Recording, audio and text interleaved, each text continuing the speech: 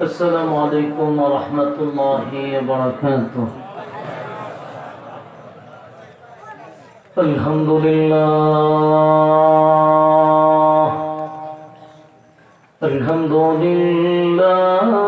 الأكرم الذي خلق الإنسان وكرم وعلمه من البيان ما لم يعلم فسبحان الذي لا يحصى امتنانه باللسان ولا بالقلم ونشهد أن لا إله إلا الله وحده لا شريك له وأشهد أن سيدنا وسندنا وحبيبنا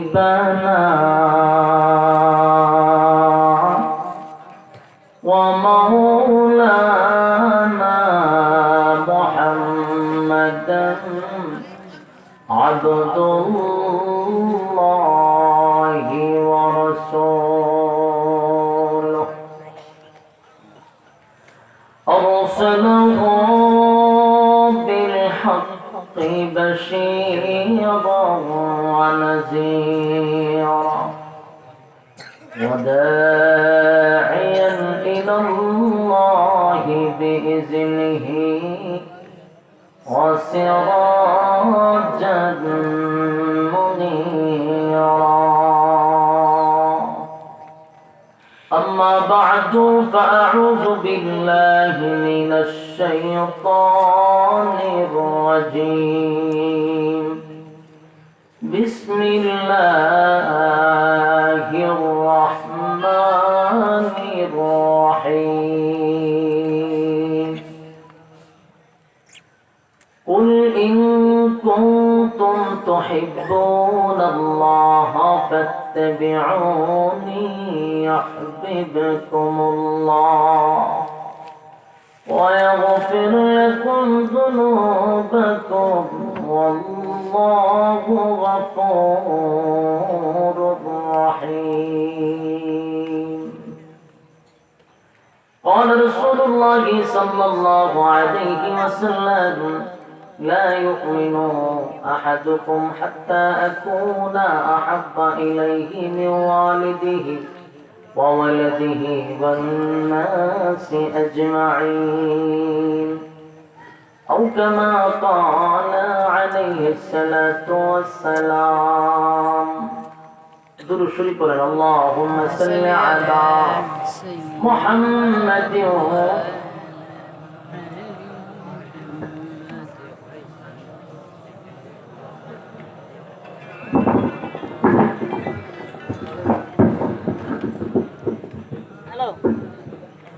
كما صليت على إبراهيم وعلى آل إبراهيم إنك حميد مجيد. اللهم بارك على محمد وعلى آل محمد كما باركت على إبراهيم وعلى إنك حميد نور عرفان محبت دل میں بر دونوں عالم سے ہمیں کر بے خبر جلد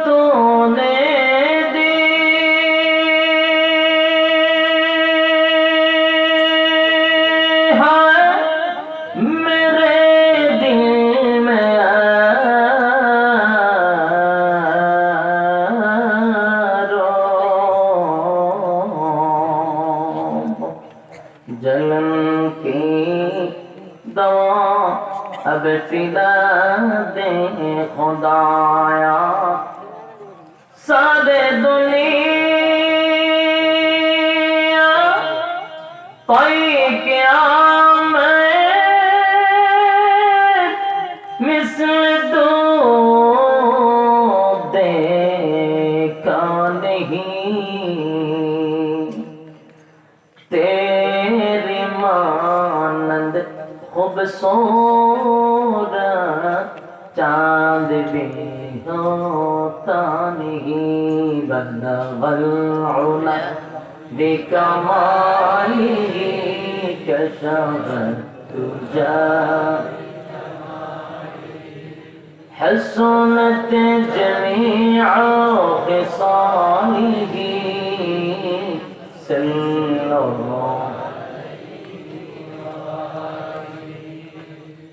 बख्ती का चमके सितारा हाजिरी का हो इशारा देखे के रोज़े प्यारा बलगल उला बिकमालिही कशफत तुजा हसनत जमीअ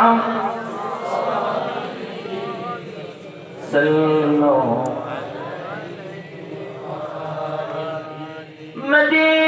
Medina Medina Medina Medina Medina मोमिनों की गुनगुना है दीदारे मदीना बलगल उला बिकमालिही कशफत हसनत जमीअ सल्लल्लाहु हजर में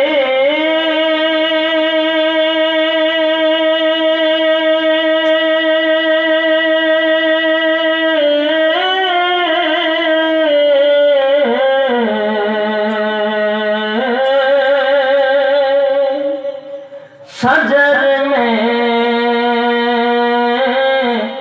तेरे रंग बू है जिधर देखता हूँ मौला उधर तू ही तो है ला इलाहा इल्लल्लाह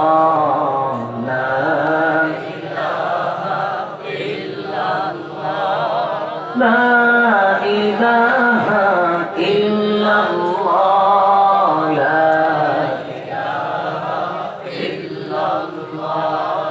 ला इलाहा इल्लल्लाह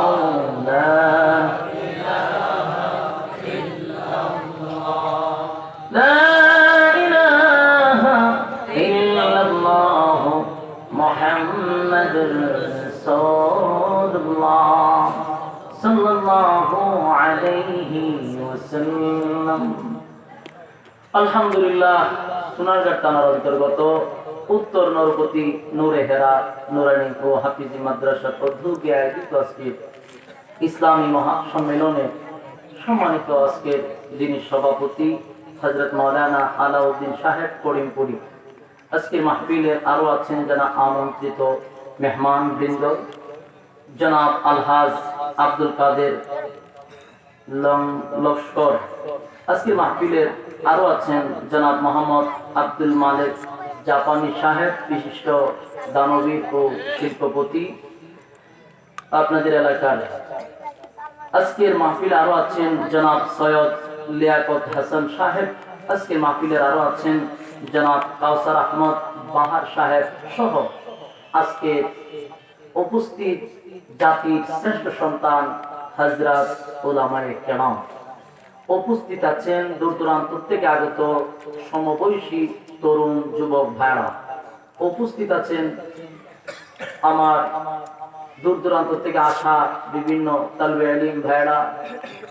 মাইকের আওয়াজ যতটুকু দূর যাচ্ছে, অবস্থানরত প্রধানিশী মা এবং বোনেরা, সকলকে আমার অন্তরস্থল থেকে জ্ঞাপন করছি মুবারক সত্যতল শুকরিয়া আল্লাহ সুবহান মহিয়ান বলিয়ান সর্বশক্তিমান আল্লাহ পাকের জন্য, যিনি অত্যন্ত দয়াময় করে হাজারো মানুষ থেকে যাচাই বাছাই করে, নির্বাচিত করে, পছন্দ করে, মহব্বত করে জান্নাতি বাগানে ওলামায়ে কেরামদের সহবতে আসার এবং বসার সুযোগটুকু করে দিয়েছেন।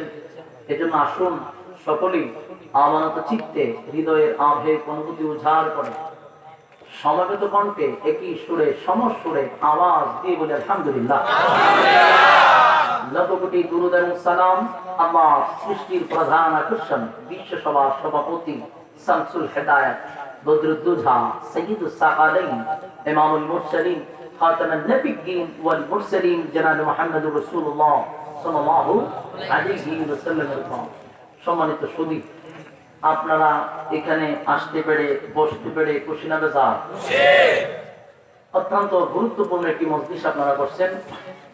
গত বছর একই মাহফিলে আমি এসেছিলাম, কিন্তু বৃষ্টি বেশি হওয়ার কারণে মাহফিলটি সম্পূর্ণ হয়নি।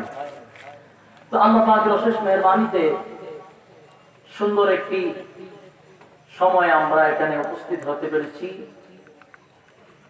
যতক্ষণ বসা থাকবেন এই প্যান্ডেলটার ভিতরে, আমি ততটুকু বলতে পারি যে নাযালাত আলাইহিমুস সাকিনাহ, উপর থেকে রহমত নাযিল হইতে থাকবে। সুবহানাল্লাহ। প্যান্ডেলটার ভিতরে, এরিয়ার ভিতরে যারা আছেন, যতক্ষণ বসা থাকবেন আমি মনে করি ততক্ষণ গুনাহ না হওয়াটাই সম্ভব। ঠিক। কিন্তু প্যান্ডেলের বাহিরে গেলে গুনাহ হওয়াটা সম্ভব। তাহলে আমরা গুনাহ মুক্ত পরিবেশে বসা, ঠিক কিনা? ঠিক। মোনাজাত পর্যন্ত থাকতে রাজি আছি ইনশাআল্লাহ। ইনশাআল্লাহ।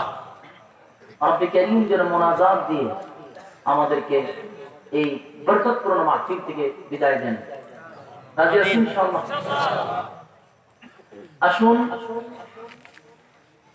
এক বরকতপূর্ণ মাহফিল আমরা বসতে পেরেছি এমন একটি সময়, মুসলমানের এক ক্লান্তি লগ্নে 200 কোটি মুসলমানের কলিজায় যখন আগুন দাও দাও করে জ্বলছে, তখনই আমরা এক দিনই মজলিসে বসে রাসূল করিম সাল্লাল্লাহু আলাইহি ওয়াসাল্লামের প্রশংসার কিছু কথা যেন শুনতে পারি।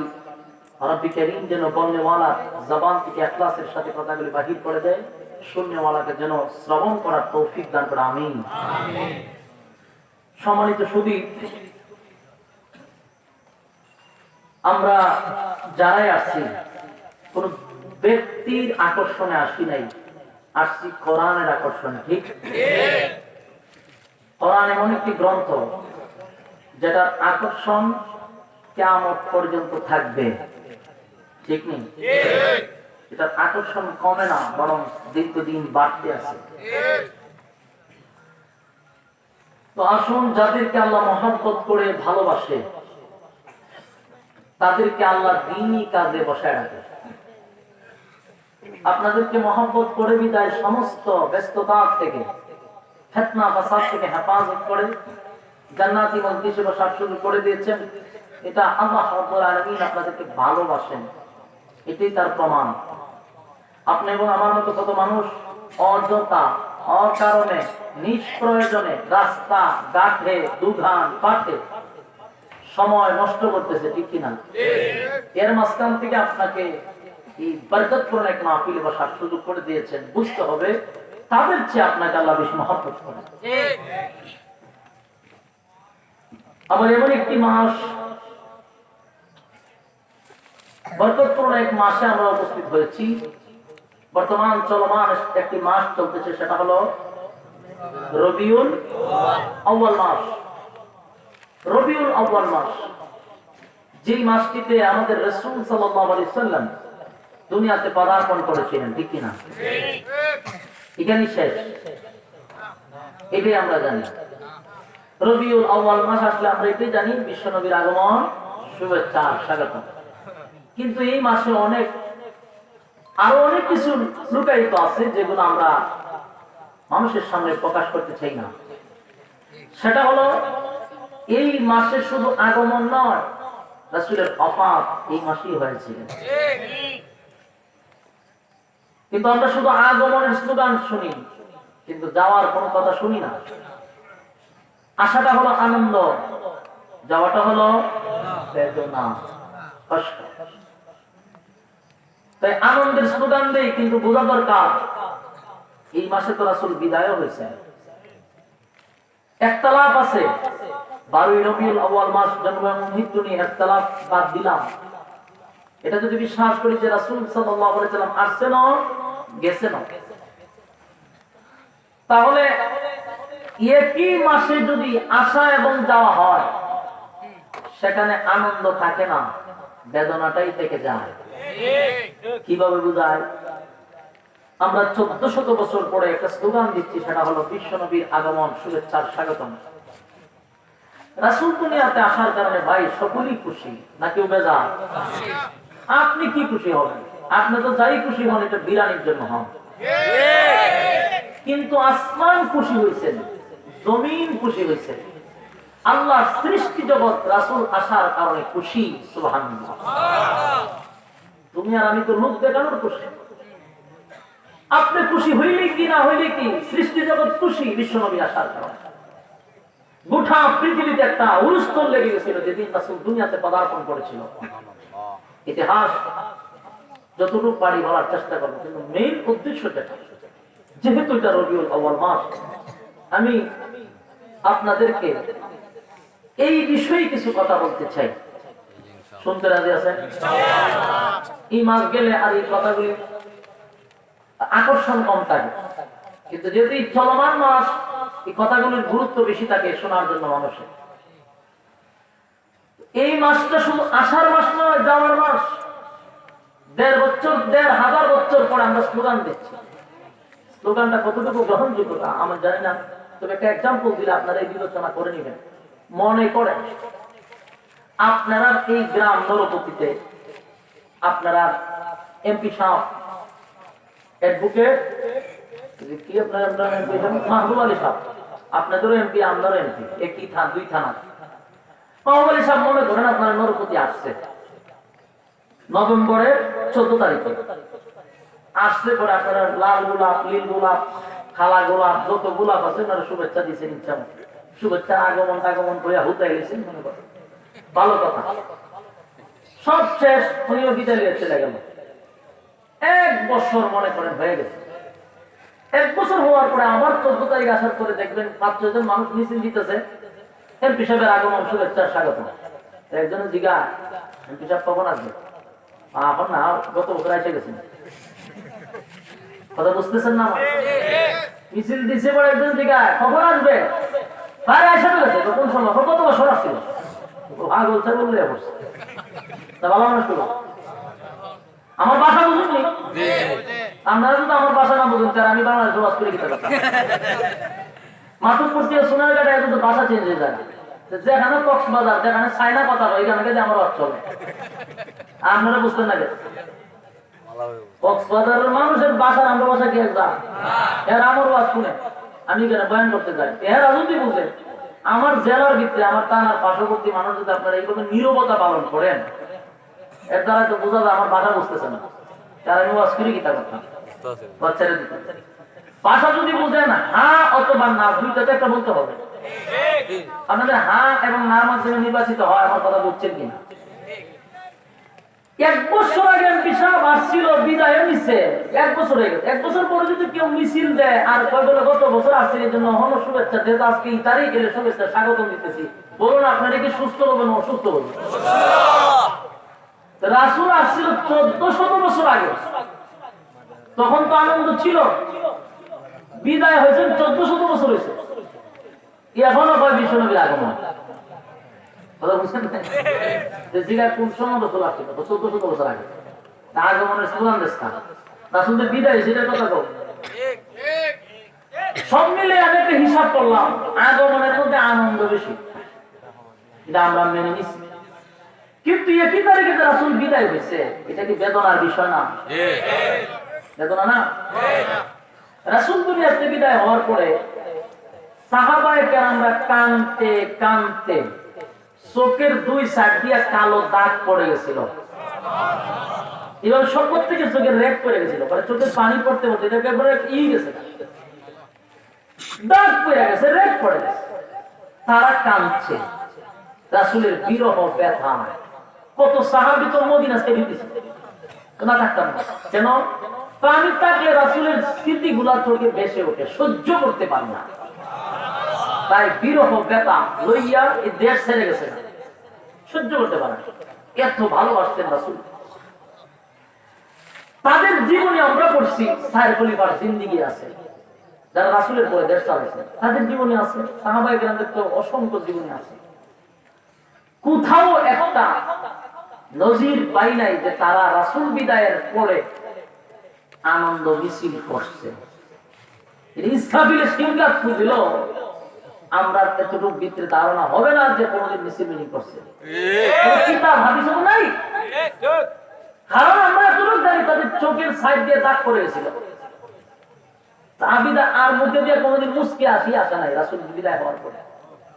এত মর্মাহত। আর আমরা মিছিল এত বাইরে আছে, বাইরে অসুবিধা লাফাইতে লাফাইতে। এদের স্লোগান কি বলবো? স্লোগান হলো যেগুলা বলে যে আমাদের এলাকাতে, এগুলো ভিডিও আছে আমার কাছে। স্লোগান দেয় ওয়াহাবীর গালে গালে জুতা মারো তালে তালে। আচ্ছা, এটা কি জসমিন জুলুসের মিছিল? রাসূল কইলা গেছে বলে তোরা আমার জন্য তার কি তা কইস? আল্লাহ পাইস। কোনটার হাফ প্যান্ট, কোনটার ফুল প্যান্ট, কোনটার দাড়ি নাই, কোনটার দাড়ি আছে, কোনটার গাঞ্জা মুখে, কোনটার বিড়ি মুখে, দাড়ি তো নাই, সদ্য গোষ্ঠী তো সব পান সব। এই অবস্থায় নামাজ নাই, জুম্মা তো যায় না, এই অবস্থায় এরা কতক্ষণ বিশ্বনবীর আগমন পায়। আর আমার বাড়ির কাছে গেলে জুতা লয়ে হারে জায়গা এরা আসলে আলাদা একটা দোষ আছে, আলগায় বরফানি সময় করে। আমি অনেকটা জিজ্ঞেসি ভাই এই যে একটা কাম করতেছে না, সাধারণ যে মানুষ আপনাদের মতো যারা এখানে বসছেন, অনেক মানুষ স্কুলের পড়ুয়া, কেউ আছে লেখাপড়া করছে না, এরা কাছে ইসলামটা এমন একটা জিনিস আমরা যা বলি এটাকে ইসলাম মনে করে। আমরা যদি মিছিলের মধ্যে সমস্ত গাড়ি গালাজ করি, এরা ওই দুই মন জসমিনের মিছিল, পরের প্রজন্মকে তারা এটাই শিক্ষা দিবে। যাতে আপনাদের থেকে কি আশা করে বলেন, কি জাতিকে শিক্ষা দিচ্ছেন বলেন? এই সমস্ত শিক্ষা দেওয়া পরের প্রজন্মকে আপনারা ধ্বংস করে দিচ্ছেন। এই সমস্ত অপকর্ম তারা করে। 2 নম্বর হলো স্লোগান দেয়, শুনলেন মিলাদুন নবী পালন করতে হবে, সিরাতুন নবীকে লাথি মারো। নাউজুবিল্লাহ। ওই যে আমরা সিরাতুন নবী মাহফিল করি, আমরা সিরাতুন নবী কথা বলি, এটারে তারা লাথি মারে, মিলাদুন নবী পালন করে। ন্যূনতম জ্ঞান যদি তাদের ভিতরে থাকতো এই কথা বলার দুঃসাহস করতো না। যদি মাদ্রাসার বারিন্দায় পাড়া দিত, কারণ সিরাতুন নবী সম্পর্কে ধারণাই নাই, কাকে লাথি মারার কথা বলছ? মিলাদুন নবীর ভিতরে কোরআন নাই, মিলাদুন নবীর ভিতরে নামাজ নাই, মিলাদুন নবীর ভিতরে হজ নাই, যাকাত নাই, ইসলামিক কোন শরীয়ত নাই মিলাদুন নবীর ভিতরে। শরীয়ত শুরু হলো ওহীর পর থেকে। সিরাতুন নবীর মধ্যে কোরআন আছে, লাথি কই মারবা? কথা বলার আগে লাগাম লাগায় বলা দরকার। সিরাতুন নবীর মধ্যে কোরআন আছে, তোমার লাথি কই মারতে চাও? সিরাতুন নবীর মধ্যে নামাজ আছে, লাথি কোথায় মারতে চাও? সিরাতুন নবীর মধ্যে হজ আছে, লাথি কোথায় মারতে চাও? পর্দা আছে, শরীয়ত আছে, সবকিছু সিরাতুন নবীর মধ্যে। এজন্য কথা বলার আগে বোঝা দরকার। আর কি বুঝবে? গান ছাড়া আর কি বুঝে বলেন? একটা গান ব্যবস্থা ছাড়া কি বুঝবে? বারাক্রান্ত মন নিয়ে কথাগুলো বলতেছি, তাও রবিউল আউয়াল মাস হওয়ার কারণে কথাগুলো এর পরের মাসে নাও বলতে পারি। তাই কথাগুলি আপনাদের জানা দরকার। কারণ পরের প্রজন্মকে কি শিখাইতে চাই আমরা, তাদেরকে বাঁচানো দরকার। পরের যে জেনারেশন আসবে তারা তো আমাদের কাছে এটাই শিখবে, ঠিক না? আমরা বাপ দাদা বেরিয়েছি দেখছি, ইমুকের বাড়ির সামনে গেছে তাহলে তালা তালে আমরা রেডি করতে হবে। এই যে আমার গ্রামে যেগুলো শিক্ষা দিতেছে, পরের জেনারেশন আমার বাড়ির সামনে হার থাকবো বলে হার চুক্তি রে বলে আমরা বাপে দিচ্ছি আমেরিকান দাদা তালি তালি দিচ্ছে দে তালি দে এও দিব শিখাই গেছে ঠিক না কোথায় বলবে দুঃখ বলার জায়গা নাই তাই আসুন আজকে আমি আপনাদেরকে কিছু কথা বলবো একেবারে রেকর্ড করে রাখেন কারণ আমি এই ব্যাপারে রিসার্চ করে আসছি স্টাডি করে আসছি যতটুকু বলবো একটা বাহিরে কোনো কিছু না কোরআন হাদিসের ভিতরে যদি হয় কথাগুলো রেকর্ড করে রাখেন বিবেকের সাথে মিলাইবেন হুজুরের কথাটা কতটুকু যুক্তিসঙ্গত মানা যায় কিনা যারা আমাদের বিরোধিতা তারাও আস্থা নিয়ে আবার বালিশের সঙ্গে মাথা লাগায় ঠান্ডা মাথা শুনবেন প্রথম নম্বর পয়েন্ট হলো আমরা মিলাদুন নবী পালন করি কথাটা বলি আমি চ্যালেঞ্জ করলাম মিলাদুন নবী পালন করার কোনো বিষয় না পৃথিবীর এমন কোন মানুষ নাই মিলাদুন নবী পালন করতে পারবে কেউ পারবে না এটা পালনীয় বিষয় নয় এটা আলোচনার বিষয় প্রশ্ন প্রত্যেকটা উত্তর আমি এখানে দিয়ে দেবো সব শুধু আপনারা রিসিভ করতে থাকেন কথাগুলো এক নাম্বার হলো মিলাদুন নবী বলতে কি বুঝেন অনেকে জিজ্ঞাসা এটার অর্থই জানে না শুধু মিলাদুন নবী জানে এটার অর্থ কি তো জানে মিলাদুন নবীর অর্থ হলো রাসূলের জন্ম রাসূলের জন্ম কেউ পালন করতে পারে না আমার জন্ম আমরা কিভাবে পালন করব অনুষ্ঠান কইরা তাহলে রাসূলের জন্ম কিভাবে রাসূল পালন করতে সেটা আমাদের জানা দরকার আমি সর্বপ্রথম একটা ভূমিকাতে বলতে চাই আপনারা কি রাসূলের ইসলাম পালন করবেন না মন গড়া ইসলাম পালন করবেন আমি আবারও বলছি মন গড়া ইসলাম পালন করবেন না রাসূলের রক্ত মাখা ইসলাম পালন করবেন এটি খেয়াল রাখবেন আমরা মন গড়া ইসলাম পালন করব না রাসূলের রেখে দেওয়া ইসলাম আমরা পালন করব তাহলে এবার শুনুন রাসূল কিভাবে তার জন্ম বার্ষিকী পালন করছে সেটা আমাদের গ্রহণ করা দরকার সাহাবায়ে কেরামরা কিভাবে রাসূলের জন্ম বার্ষিকী পালন করছে সেটা জানা দরকার কারণ মন গড়া কোনো ইসলাম আমরা পালন করতে রাজি না রাসূল সাল্লাল্লাহু আলাইহি সাল্লাম সোমবার দিনে রোজা রাখতেন সাহাবায়ে কেরাম জিজ্ঞাসা করলেন আপনি সোমবারে রোজা রাখেন কেন উনি কয়েকটা কারণের মধ্যে একটা কারণ বলছেন যে এই দিনে আমার জন্ম হয়েছিল তাই শুকরিয়া খান আমি রোজা রাখি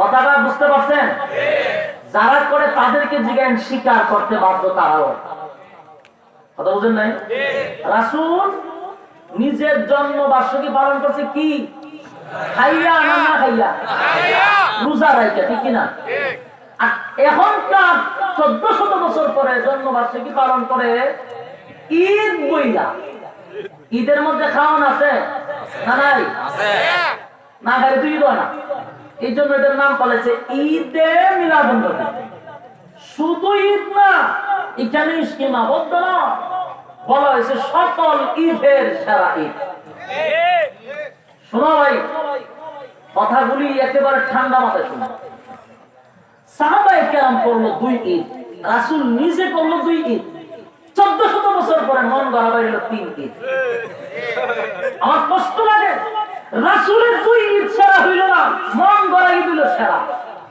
তার মানে কি বুঝাইতে চাও রাসূলের ঈদ যারা সাহাবায়ে কেরাম সহ 2 ঈদ করছেন রাসূল নিজে 2 ঈদ করছেন এটা তোমার কাছে ঈদ মনে হয় তুমি মন গড়া আরেকটা ঈদ পাইছো ইসলামের কোন জায়গায় 3 ঈদ আছে কোন জায়গায় আছে এরা নিজের কথা আমার রাসূল যদি না খায়ের জন্য বার্ষিকী পালন করে থাকে তুমি কেমনে খাও আশিক রাসূল নাম দিয়া কিভাবে তোমার মুখ দিয়ে খানা ঢুকে তুমি না আশিক রাসূল আমার রাসূল তো না খায় রোজা রাখে জন্ম বার্ষিকী পালন করছে সম্মানিত সুধী তো আমরা অনেক কিছু বুঝি না একটু মনোযোগ সহকারে যদি শুনি আশা করি কিছু বাড়িতে নিয়ে যেতে পারবো আপনারা কি বিরক্ত হইতেছেন না বিরক্ত হইেন না অনেকে হুজুর সিঙ্গেল না লইয়া সক্কাসের মারেন কোনো ধৈর্য নাই অনেকে বই সক্কাসের মারেন গ্যালারি গরম হইল আগে বল বুঝেন পরে সক্কা মারেন প্রথমে যদি সক্কা মারতে যান তাহলে স্টান থাকবো নি বল বুঝা দরকার না দেখি স্প্রিং না ফাস্ট বল কি বল আগে বুঝতে ওয়াজ বৈশাখ সর্বপ্রথম তার ভূমিকা বুঝতে হবে ওয়াজের তারপরে আপনি ধারাবাহিক আলোচনা শুনলেন। প্রথমে আপনি পাগল হইলেন না। আর আমার কথা হলো, আমি ওয়াজ করি, আমার প্রথম নিয়ত হইলো আমার শ্রোতা আমার ওয়াজগুলো বুঝতে হবে। ওয়াজ করলাম আপনারা নরপতি, আর শেষ করলাম যে কক্সবাজার, তো এই ওয়াজের তো কোনো আগাল মাতাল নাই। ইগান্ডা কান্তা যুগান্ডাটা দুই নাই একের আগারে কই দেখেছে নিজ জান। আর একটা বিষয় তো থাকতে হবে, একটা সাবজেক্ট নিয়ে আলোচনা করা দরকার। ফার্স্ট টু লাস্ট এটার ফিনিশিংটা কিরকম, সলিউশনটা কিরকম জানা দরকার। এই জন্য আমার আলোচনা একটু বোঝার চেষ্টা করেন। মিলাদুন নবী যে বিষয়টা রাসূল করছেন না খাইয়া রোজা রাখা, আর আমরা করি খাইয়া লাফাইয়া, তাও এমনি না। বারা কইরা পাকিস্তান থেকে লোক আনে আইনা এদের ভাস্কর্য সাজায়া বসা। বলুন না কি যুক্তি আছে ভাই, বলুন আমার কাছে, আপনারা আপনাদের কাছে প্রশ্ন করলাম, এটা মানে কি যুক্তি? আর এখান থেকে না ফুলের মালা এবার জবাব দেন। এটার মধ্যে রাসূলের ফায়দাটা কি আমার বলেন, আপনার বিবেকে কি বলে বলেন? আরেকজনের ফুলের মালা গলায় দিয়া বাসুর সাজে আপনি বসাইয়া বিশ্ব নবীর আগমন বলতেছেন। আমি তো দেখি হের আগমনে যেতে সামনে বসা ফুলটা সাজাইছেন, আপনি মুখে বলেন একটা, উদ্দেশ্য তো আপনার আরেকটা। আপনার উদ্দেশ্য তোমাকে নবী বানানো হচ্ছে, যেভাবে বাসুর সাজায় উপরে বসায় আর ফুল দিতে, আর এইভাবে চলতেছে। এই যদি অবস্থা হয়, রাসূলের আগমনের নামে অপমান করা হচ্ছে। এক নাম্বার হলো রাসূলের ঈদে মিলাদুন নবী যেটা আমরা বলি, এটা পালন করা পৃথিবীর কোন মানুষের দ্বারা সম্ভব না। কিভাবে সম্ভব না? একটা একটা করে আমি আপনাদেরকে একটু শোনাচ্ছি, একটা একটা করে শোনাবো, আর তো বলবেন ইনশাআল্লাহ। পালন যে করতে পারবে না, এখানে বৈশাখের শেষে যাওয়ার পরে বুঝতে পারবেন যে এটা কিয়ামতের আগে পালন করা সম্ভব না। গতকালকে আমার প্রোগ্রাম ছিল সুনামগঞ্জ, বিষয় দিছে এইটা মাহফিল ওজন বসে মিলাদুন নবী পালন করা যাবে না, এটা আলোচনার বিষয়, পালন করা যাবে না। এক সাইডের মানুষ সব হারিয়ে গেছে ওইটা, আর এরপরে উরুস্তুল্লাহ দিচ্ছে। পরে আমি কিছু চ্যালেঞ্জ করলাম, বসেন আপনারা মুখ দিয়ে বলবেন যে পালন করা সম্ভব না। আধা ঘন্টা পরে এটা ঠান্ডা হয়েছে, বইছে রাত একটা সময় বয়ান ছেড়েছেন, হচ্ছে কালকের ঘটনা। এখন আসুন পালন যে করা যাবে, এটা বোঝানোর জন্য আমি আপনাদেরকে একটু পিছনে নিব, তারপরে সামনে আসবো।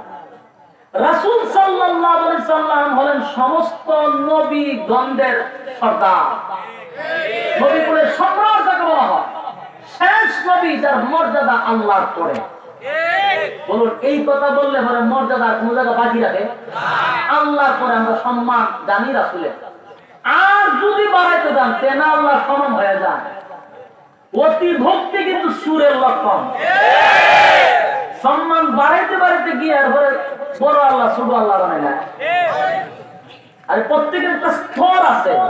আমার মার সম্মান একরকম, বউয়ের সম্মান আরেক রকম। সম্মানী দুজন, কিন্তু মার সম্মানের সাথে গিয়া বউয়ের সম্মানের তুলনা দিলে চলবে?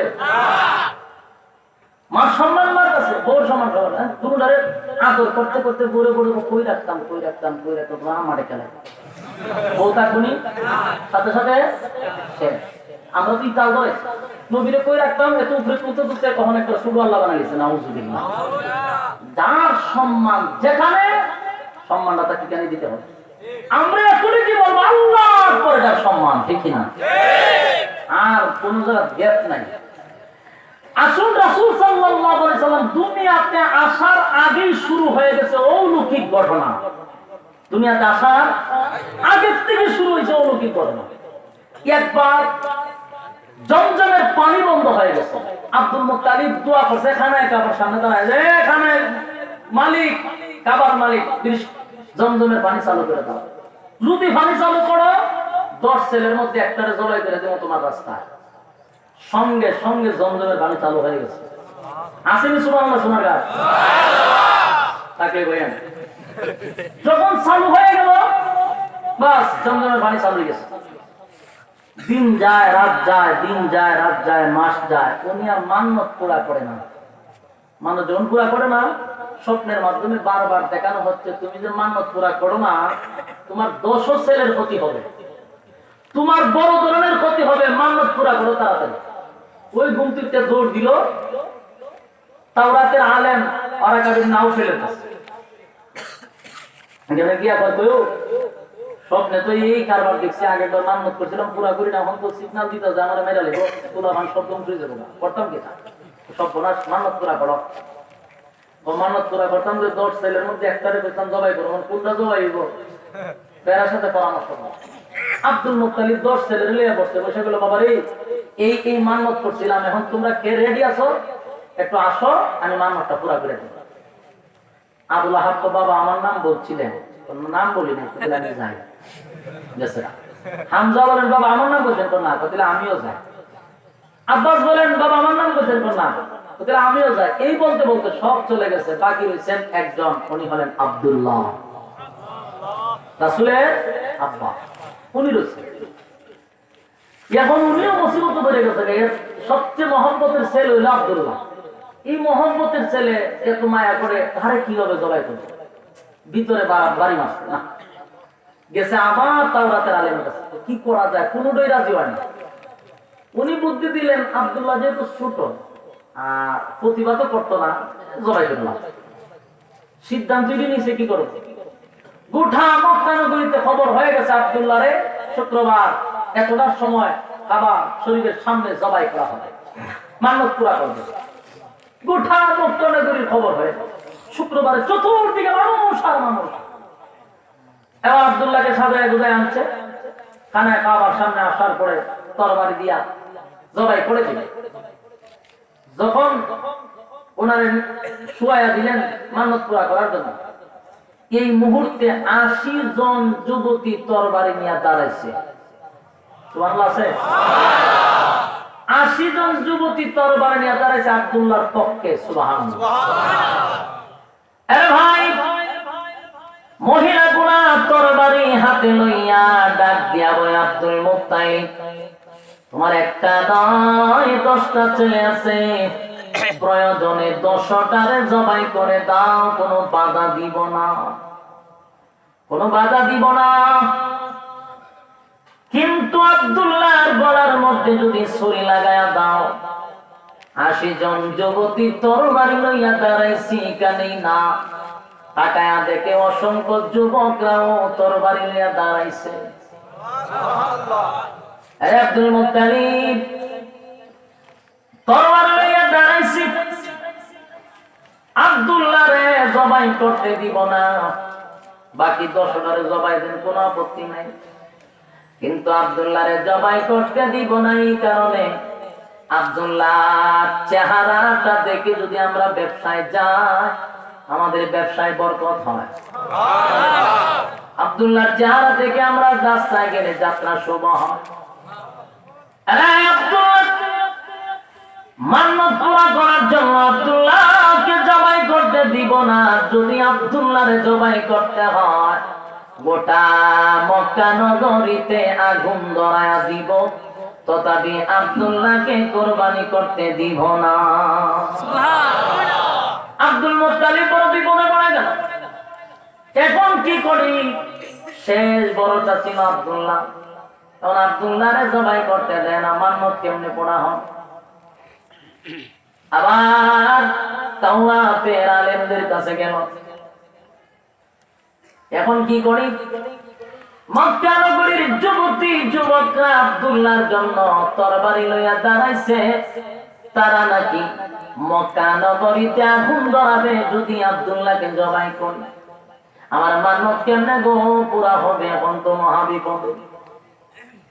তাওরাতের আলেম ডাক দেওয়া, আব্দুল মুত্তালিব লটারি টান দাও, লটারি। আব্দুল্লাহর নামে এক জায়গায় আর 100টা উট আর এক জায়গায় রাখবাম। যদি আব্দুল্লাহর নাম লটারির মধ্যে উঠে যায়, তাহলে আব্দুল্লাহরে জবাই করে দিবা, উটের নাম উঠলে উঠে জবাই করে দিবা। সিদ্ধান্ত হয়ে গেল। দিন তারিখ ধার্য করে আবার খানা কাবার সামনে সকলে একত্রিত হইল, দলে দলে মানুষগুলি আসলো। এর মধ্যে আব্দুল্লাহ সেজে গুজে সেখানে উপস্থিত। আবার লটারি টানা হলো, প্রথম 10 বার লটারি টান দিছে, আব্দুল্লাহ নাম উঠে গেছে। তারা আবার টান দিছে, আবার আব্দুল্লাহর নাম উঠে। আবার টান দিল, আবার আব্দুল্লাহর নাম উঠে, এইভাবে দিতে দিতে 99 বার আব্দুল্লাহর নাম। সিদ্ধান্ত হলো 99 বার আব্দুল্লাহর নাম উঠছে, আরেকবার উঠলে কোনো বাধা মানা হবে না, জবাই করে দিব। 99 বার আব্দুল্লাহর নাম। আরেকবার লটারি দেওয়া, মাছ দেওয়ার আগে আগে কইতে কয়বার লাগে? 100 কয়বার লাগে? একবার। 99 বার হয়ে গেছে। যেই মাত্র 99 বার হয়েছে, আরেকবার লটারি টান দিবে। এমন সময় আবার 80 জন যুবতী তরবারি লইয়া আব্দুল্লাহর পক্ষে দাঁড়াইছে। আব্দুল মুত্তালিব 99 বার নয় তো, যদি 99,000 বার যদি আব্দুল্লাহর নাম লটারির মধ্যে উঠে যায়, ওয়াদা দিলাম আব্দুল্লাহকে আমরা জবাই করতে দিব না, জবাই করতে দিব না। গোটা মক্কা নগরীতে আন্দোলন শুরু করব, আব্দুল্লাহকে জবাই করতে দিব না। তরবারি লইয়া দাঁড়াইছে কিছু যুবকরা ও মেয়েদের সঙ্গে একত্রিত হইয়া দাঁড়াইছে। এবার আব্দুল মুত্তালিব কঠিন মুসিবতে পড়ে গেল। 99 বার আব্দুল্লাহর নাম। আরেকবার দিলে কোনো বাধা মানা হবে না, আব্দুল্লাহরে জবাই করা হবে। শেষবারের মতো লটারি টান দেওয়ার সঙ্গে সঙ্গে আল্লাহর কুদরতে উটের নাম উঠে গেছে। যেই মাত্র উটের নাম উঠে গেল, আব্দুল্লাহকে আর জবাই করতে হলো না। 100টা উট একে একে খানায় কাবার সামনে জবাই করে দিয়েছে। ভাইরা আমার, লম্বা ঘটনা। এই ঘটনা কেন বলতেছি, সামনে গেলে একটু বুঝতে পারবেন। আমি আপনাদেরকে আগের থেকে সামনে আনবো শুধু বোঝার জন্য। এবার আব্দুল্লাহ বড় হয়ে গেল, 20-22 বছর যখন হয়ে গেল, চতুর্দিক থেকে শুধু আব্দুল্লাহর বিবাহের পয়গাম আসতেছে। মেয়েরা আব্দুল্লাহরে দেখলে লাফায় পড়ে, রাস্তায় বাহির হতে পারে না। মেয়েরা আব্দুল্লাহরে সরাসরি বিবাহের প্রস্তাব দেয়, প্রেমে পড়তে চায়। আব্দুল্লাহরে সরাসরি বলে, আব্দুল্লাহ তোমার বাবারে বলো না তোমার সঙ্গে যেন আমার বিবাহটা দিয়া দেয়। আব্দুল্লাহ নবীর বাবা ছিলেন লাজুক টাইপের, এত শর্মিন্দা ছিলেন। কুমারী মেয়েও এত লজ্জিত হয় না, এত শরম পায় না, এত লজ্জা পাইতেন। উনি কখনো তাদের দিকে তাকায় কথা বলতে পারতেন না, এত লজ্জা পাইতেন।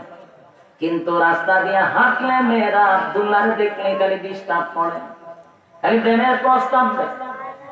তদানীন্তন সময়ের একজন তাওরাতের আলেম ওরাকা বিন নাওফেলের একজন মেয়ে ছিল, তার নাম হলো মারিয়াম।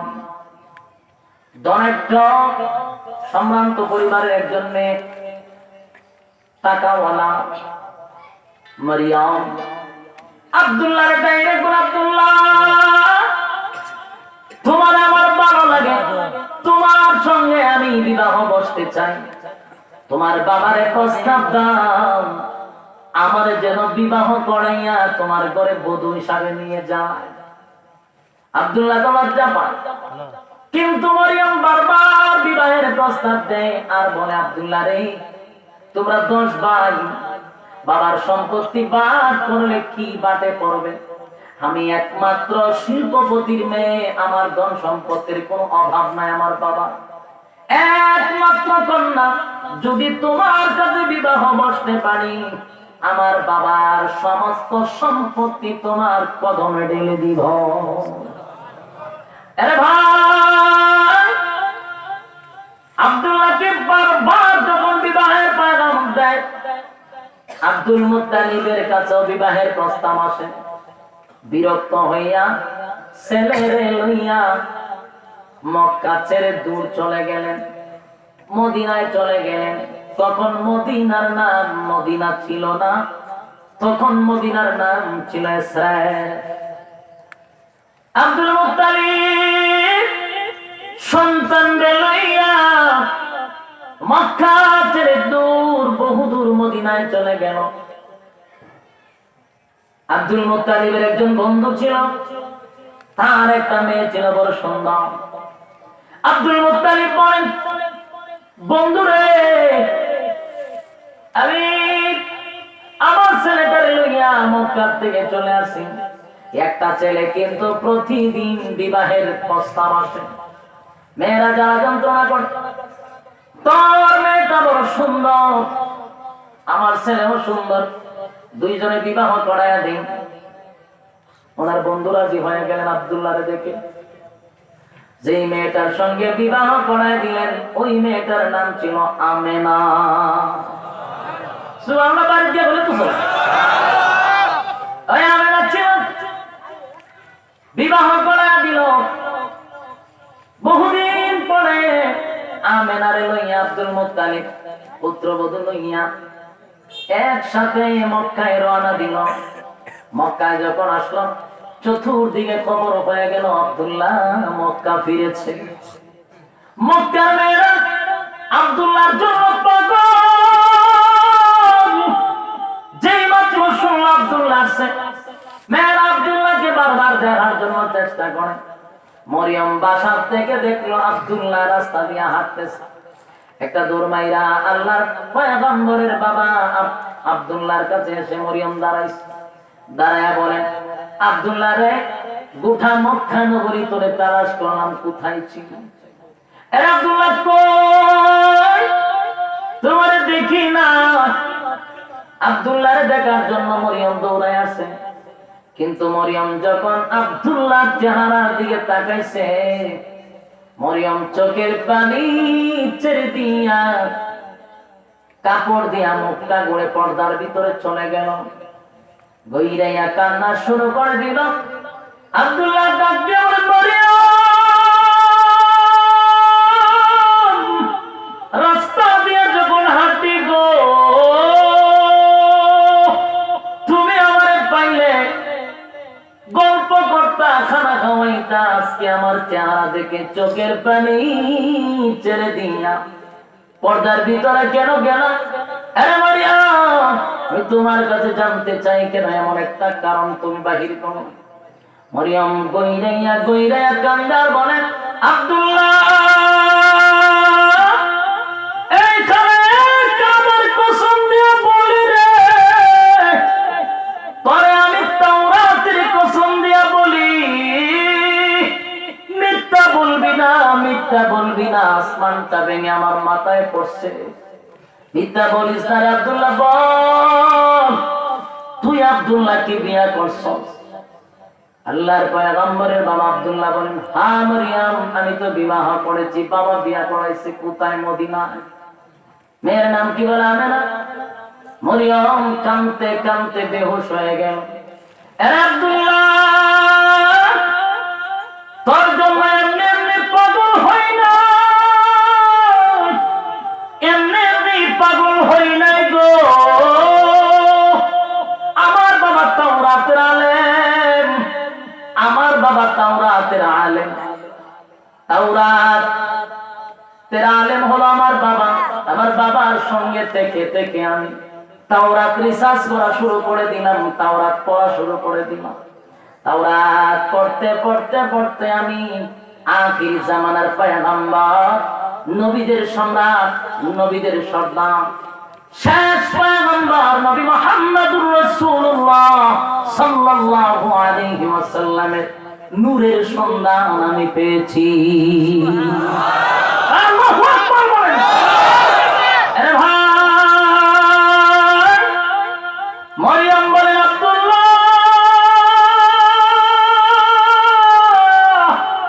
তাওরাত পড়ে আমি মুহাম্মদী নূরের সন্ধান পেয়েছি, মুহাম্মদী নূরের সন্ধান পেয়েছি।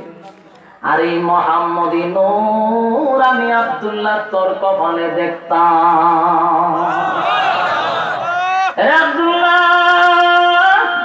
আমি যখনই তাকাইতাম তোমার কপালে মুহাম্মদী নূর আমি দেখতে পাইতাম।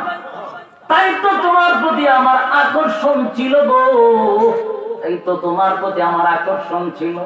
তোমার বিবাহ, তোমার কাছে যদি বিবাহ বসতে পারতাম, আর আমার পেটে যদি আখির জামানার পয়গম্বর, যার সম্মান আল্লাহর পরে যার জন্য আল্লাহ তামাম পৃথিবীটা সুন্দর করে সাজাইছে, এমন নবী দুনিয়াতে পদার্পণ করবে রে, এটা যদি আমার পেটে ধারণ করতে পারতাম, আমার মতো ভাগ্যবতী মহিলা পৃথিবীতে আর কেউ ছিল না। পৃথিবীর শ্রেষ্ঠ মা তো হবে সে যে বিশ্ব নবীকে জন্ম দিবে, পৃথিবীর শ্রেষ্ঠ মা হিসাবে স্বীকৃতি পাবে, ওই মাটা আমি হওয়ার জন্য চেয়েছিলাম। ওরে আব্দুল্লাহ কি করলি? আমি আসমানটা ভেঙে মাথায় পড়ে গেল যখন তোমার কপালে নূর পাইলাম না। আব্দুল্লাহ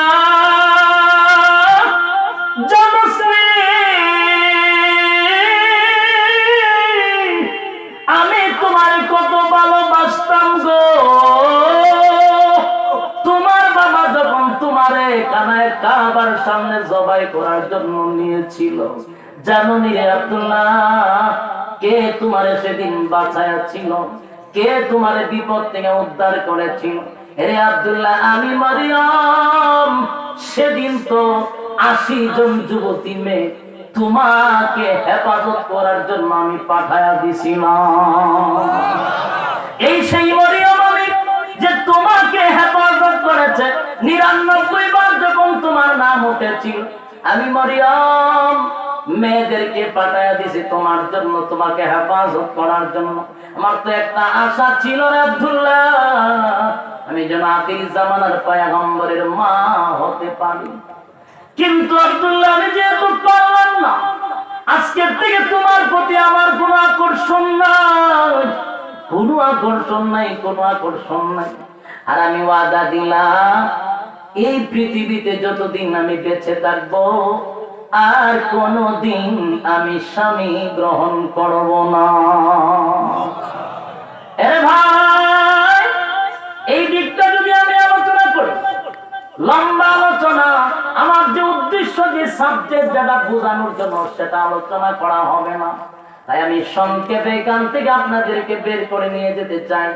আল্লাহর নবী যখন মার পেটে 6 মাস হয়ে গেছে, বুখারীতে অনেক জায়গায় আছে 2 মাসের কথা, কোন জায়গায় 6 মাসের কথা আসছে।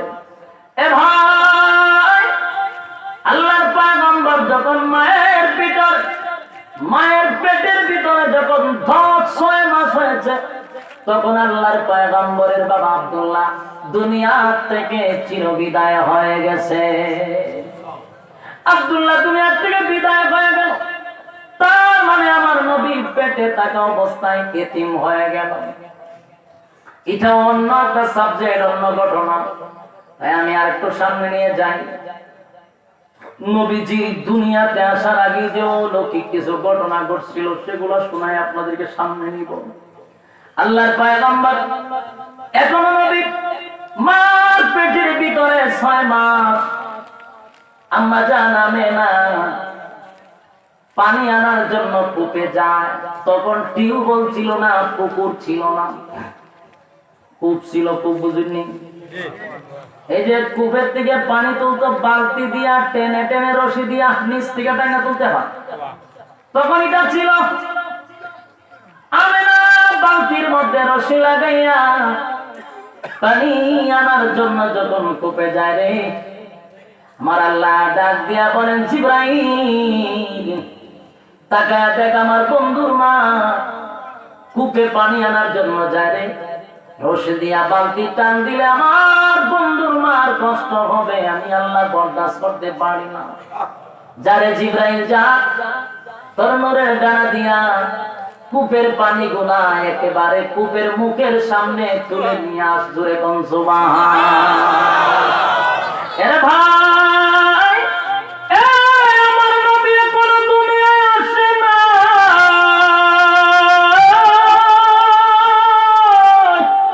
নবীর মুজিজা, নবীর অলৌকিক ঘটনা নবী আসার আগেই শুরু হয়ে গেল।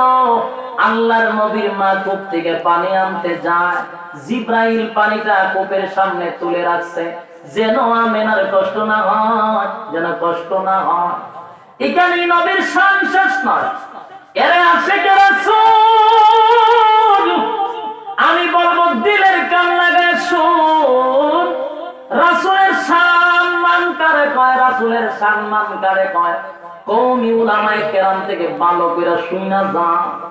তোরা তো রাসূলের শান কইতে গিয়া গান গাইতে গাইতে মমতাজও ফিল কইরালা। এটারে শান কয় না, এটারে গান কয়। কয় গান আর মানুষের সাবাবের ভাবে শান কয়। এরে সূরা শান করে কয়, লাফানিরে শান কয়। নাচতে নাচতে লাফাইতে লাফাইতে, ওরে বাপ রে বাপ, সুতায়ও নাচে বক্তায়ও নাচে। জিগাইলে কয় যে একটা শান গাওয়া গাইছে, গান কইতে অবস্থা তোরা লজ্জা লাগে না? গান গাইতে শান করতে লজ্জা লাগে না? আলোচনা পাইসা বসলে প্রথম ভূমিকাতে শুরু হয় গালি দিয়া, শেষ হয় গালি দিয়া, মাঝখানো হয় গান দিয়া। এই ওয়াজ শেষ। আর ওয়াজ শোনার পরে যদি আমরা কেউ বলে যে কিতাব ওয়াজ করতে, না কিতাব লিয়া কিতাব লিয়া কিতাব লিয়া, বুঝেন? যদি বই বলে ভাই আপনি কি ওয়াজ করলেন, গাইলেন আধা ঘন্টা, তারপরে মাঝখানে গান গাইলেন, আবার শেষ করলেন গাইলে কিতাব ওয়াজ করলেন, কিতাব কিতাব লিয়া, গাড়ির মধ্যে কিতাব পড়া, এটা মধ্যে কিতাব আর কিতাব। তোর এখানে কিতাবের দরকার না, তুই ওয়াজ করস না, গান গায়া লাফায় একটা ভাই ভালো লাগে শেষ। কথা বুঝেন? আমরা শ্রীপুরে ট্যাবলেট বেচতে কেউ দেখছি, বাসও দেখবেন গেছে, আমি নিজে দেখছি। আমি যখন কুমিল্লা চাকরি করতাম, আমি আগে কুমিল্লা টাউন করতে যাইতাম, যত দিন যাইতাম একটা আল্লাহর 12টা মাস ব্রাহ্মণবাড়িয়ার থেকে এই ট্যাবলেট লিয়ে উঠতো, এক পাতা লাল এক পাতা সবুজ। ওরে বাপরে বাপ, এরা যে সাবা এমবিবিএস ডাক্তার পেয়ে প্রথম আগে বাবা চ্যালেঞ্জ করলাম এমবিবিএস ডাক্তার থেকে আর নিকল। এই পাগলও জানে একটা এমবিবিএস ডাক্তার লোকাল বাসে উঠে না, এরা নিজস্ব প্রাইভেট ক্যাম্প থাকে, ঠিক আছে? এই কারণে এদের ভিত্তিতে আয় নিকল তোর মতো পাগলের সাথে বেড়ালে আবার 30 লাখ টাকা দিয়ে তার লিখিয়া এই একই সেম সর্বোচ্চ 10-15 জন মানুষ থাকে। 12টা করে গান টান গায়ে, কেউ যদি বলে গান গাওয়াতে ঠিক না, আয় আয় বসিব কিতাব লে কিতাব লে। এই লোক শ্রীপুরের ট্যাবলেট বেসিনার সাবাবাজি, আর এই লোক গান গাওয়ার সাবাবাজি, দেখলাম নাই একের সমান সমান। রাসূলের শান করে কয়, সাবাবাজির দরকার নাই তো, বইয়া শুনলেই হয়। ফার্স্ট টু লাস্ট ধারাবাহিক আলোচনা প্রত্যেকটা আমাদের ওলামায়ে কেরামদের চলে, গান টানিতে নাই, খাওয়া ভালিয়া নানা আছে নাই। তো জিকির করো লাগতো না, জিকির যদি করলে তুমি ওয়াজ হয়েছে কেন? তোরে 50,000-40,000 টাকা দাম যে পারেন কিছু ও জানা কথা জানার জন্য। জিকির তো এটা মসজিদে বইয়া করতে পারে, জিকির তো ওটা জানো, তো তোর কি টাকা দাম জিকির ভালো গিয়া দেখছ নি জিকিরের বিরুদ্ধে। মানে মুঠ কতই লয়, এরার কাছ থেকে সামাদা ছুটতে দেওয়া কঠিন। ভাই জিকিরের বিরুদ্ধে, জিকিরের বিরুদ্ধে কথা বুঝেন নাই? জিকির তো বুঝলাম, তোরে কি আমি জিকির লেগে আনছি? জিকির তো আমি ভারিও, যেটা জানি না এটা জানাই দে। এক বৈরামি আর যত ধরনের ফাজলামি আছে, আল্লাহ এর কাছ থেকে আল্লাহ হেফাজত করে। রাসূল, আমি যে আলোচনা করতেছি, রাসূল কি দুনিয়াতে আসছে না আসার আগের ঘটনা বলতেছি, খেয়াল রাখবেন। এখনো রাসূল দুনিয়াতে আসে না, আসার আগ থেকেই শুরু হয়ে গেল মুজিজা, অলৌকিক ঘটনা। তোমার রাসূলের শান কি পরিমাণ তুমি নিজেই জানো না, তুমি আলোচনা কি করবা? এবার আসুন, আল্লাহর রাসূল সাল্লাল্লাহু আলাইহি সাল্লাম এখনো 6 মাস পেটে আছে। আরে ভাই, কথাগুলি দিলের কান লাগায় শুনেন না, আপনারা বিরক্ত হইতে যান। বিরক্ত হইলে একটা খুব সুবিধা, আমার অসুবিধা না। আমি আজকে প্রোগ্রাম করে আইছি সকাল 8টার সময় বাসা, আজকে গেছি আমি বাসা, ওই প্রোগ্রাম সুনামগঞ্জ প্রোগ্রাম করে গিয়ে রাত সকাল 8টার সময় উঠে গেছে, আবার 1টার সময় কিতা ঘুমাইছি, করলে কি ঘুমোতে দিলাম ওটা গড়িতে যা তার 1 ঘন্টা, ঠিক কয় ঘন্টা ঘুমাইলাম? এর আগের দিন সারাদিন মাত্র 2 ঘন্টা ঘুমাইছি। আপনারা যদি বিরক্ত হন, আমি যদি 1 ঘন্টা আগে ছাড়তে পারি, আমার জন্য প্লাস করেন না, কোনো অসুবিধা নাই। যেমন আপনাদের ইচ্ছা, আপনারা ধৈর্য ধরে শুনলে একটু চালাইলাম, 1 ঘন্টা দিন বলছে, 1 ঘন্টা হয়ে গেছে, আর বাকিটা হলো ধৈর্যের উপরে, লড়াচড়ি করা যেত না। এখন আসুন, রাসূল সাল্লাল্লাহু আলাইহি সাল্লামের 6 মাস পেটের ভিতরে এখন না, বাইরে না। এই সময় থেকে শুরু হয়ে গেল অলৌকিক ঘটনা। আল্লাহ নিজে জিব্রাইল পাঠায়া পানি উপরে তুলে দেয়, বন্ধুর মা। সুবহানাল্লাহ। আল্লাহ নিজে বন্ধু বইলা ডাক দেয়, এর থেকে সম্মান আর কি হতে পারে? যখন পৃথিবী সৃষ্টি হয় নাই তখন আল্লাহ সূরা ইয়াসিন তেলাওয়াত করছে। আসেনি? সুবহানাল্লাহ। ইয়াসিন বন্ধুর নাম। 10টা নাম আল্লাহ রাখছেন, রাসূলের পছন্দ করে। সুবহানাল্লাহ। বন্ধু বলে ডাকে। আল্লাহ জিন্দেগিতে কোনোদিন আমার নবীর নাম ধরে ডাকে নাই। কথা বুঝতেছেন? আল্লাহ নাম ধরে ডাকে না, বিশ্ব নবীর নাম ধরে ডাকে না, উপাধি দিয়া ডাকে। ইয়াসিন বলে ডাক দেয়, তাহা বলে ডাক দেয়, ইয়া আইয়ুহাল মুযাম্মিল বলে ডাক দেয়। কথা বুঝতে পারছেন? কমলিওয়ালা বলে ডাক দেয়। তো নাম ধরে ডাক দেয় না, উপাধি বলে ডাক দেয়, উপাধি। এ ভাই, আল্লাহ নবী যখন পেটের ভিতরে 6 মাস, তখন জিবরাইল আলাইহিস সালাতু ওয়াস সালামকে আল্লাহ ডাক দেয়া বলেন, আমার বন্ধুর মা যেন কষ্ট না হয়, জিবরাইল খেয়াল রাখবেন। এখানে শেষ নয়। আল্লাহর পয়গম্বরের মানে না বলেন পৃথিবীর মানুষেরা, আমি আশ্চর্য হয়ে যেতাম। আমার সন্তানটা যখন পেটের ভিতরে, তখন আমি চতুর্দিক থেকে শুধু সালামের আওয়াজ পাইতাম। আমার যেন কে খালি সালাম দেয়, খালি সালাম দেয়, সালাম দেয়। বালকনা পাথর গুলি আমার পায়ের সামনে এসে চুম্বন দেয়। সুবহানাল্লাহ। আরে ভাই, এখানে শেষ নয় গো, এখানে শেষ নয়। আম্মা জান আমেনা বলেন, আমি তাকায়া দেখি কতগুলা পাখি চতুর্দিকে ঘুরে, কিন্তু আমার উপর দিয়া যায় না। পাখিগুলা বলা বলি করতে লাগলো, ওই দেখ বিশ্ব নবীর মা আমেনা, সাবধান, আমেনার উপর দিয়া উড়বি না, বেয়াদবি হয়ে যাবে, বেয়াদবি হয়ে যাবে। পাখিরা বলে বিশ্ব নবীর মার উপর দিয়া ওড়াউড়ি করবি না, বেয়াদবি হবে। সুবহানাল্লাহ।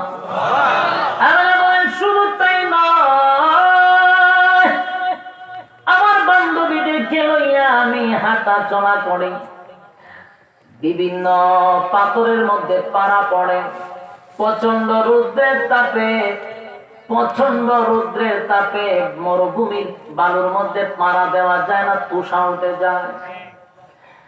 কিন্তু আম্মা জান আমেনা বলেন, আমি যখন পাথরে পাড়া দেই, আমি যেন বুঝি পাথরটা তুলার মতো নরম হয়ে যায়। এইভাবে আল্লাহর নবী পেটে থাকা অবস্থায় একটা নয়, দুইটা নয়, অসংখ্য মুজিজা আল্লাহর পয়গম্বর মা আমেনা ডাক দিয়ে বলেন, পৃথিবীর মানুষেরা, প্রত্যেকটা মা যখন তার পেটে বাচ্চা নেয়, পৃথিবীর সমস্ত মার কষ্ট আছে না নাই? বাচ্চা পেটে 10 মাস 10 দিন রাখতে গিয়ে আমার অনেক কষ্ট হয়। যেই কষ্টটা পৃথিবীর কোনো বাবা কোনোদিন অনুভব করে নাই, এটা শুধু মারাই জানে কত কষ্ট।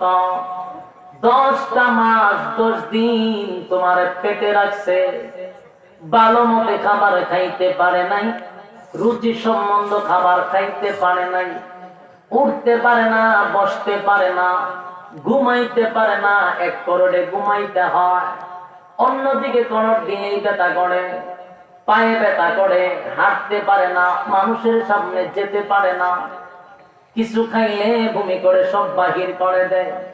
এই যে কষ্ট করে পৃথিবীর মা ছাড়া কোনো বাবা এটা জানে না। তাই আমার আল্লাহ বলেন, মা জাতির 3 দিক দিয়ে আমি আর আল্লাহ সম্মান বাড়ায়া দিলাম। 3টা সম্মান মারে দিলাম। 3টা জায়গায় মা কষ্ট করেছে, বাবা করে নাই, তাই মার সম্মান 3 গুণ বেশি। জোরে কোন ঠিক? বড় কষ্ট হয় কিন্তু আম্মা জান আমেনা বলেন, খানায় কাবার কসম করে বলি রে, আমি আমার সন্তানদের 10 মাস 10 দিন পেটে ধারণ করেছি। খানায় কাবার কসম করে বলি, আমার সন্তান আমারে অজান্তেও কষ্ট দেয় না। সুবহানাল্লাহ বলেন। পেটের ভিতরে কোনোদিন কষ্ট দেয় নাই, উনি বাচ্চা লালন পালন করছে, বুঝেই নাই, ঠেরও পায় না।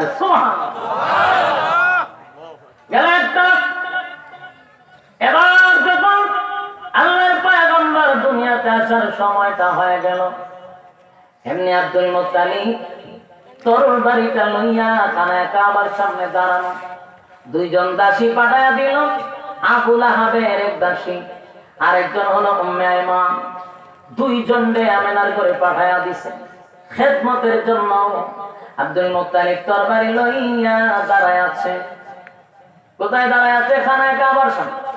প্রশ্ন আসতে পারে, হুজুর তরবারি লইয়া কেন দাঁড়াইল? তরবারি লইয়া দাঁড়ানোর কারণ ছিল, বর্বরের যুগ ছিল, জাহিলিয়াতের যুগ ছিল।